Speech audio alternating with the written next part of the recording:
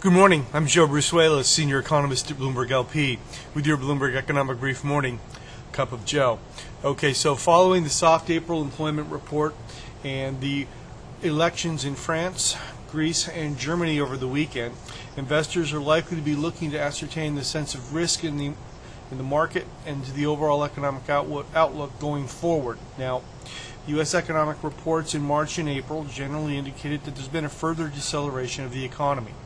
Now, given that this is a light week of data, with only a few top-tier economic releases, investors are clearly going to be focusing on the elections in France and in particular in Greece. And Greece right now is having the most pronounced impact on the market. We saw a 3.8 standard deviation move in the Greek 10-year, which is trading right now at 22.87%. Now, it does appear that there's a possibility that there will be somewhat of a difficulty forming either a coalition governance in Greece, or at least, at the very least, a stable coalition government in Greece, which could result in another series of elections later this spring. Investors will be closely monitoring that all through the week. Now, because we are going to have such a light slate of economic reports this week, the focus really is going to be on Thursday's trade and jobless claims report.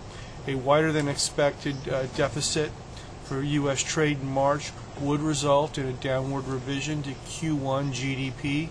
Given the data that came in last week, my own tracking model suggests that the growth should come in roughly right at 2%, down from the initial estimate of 2.2.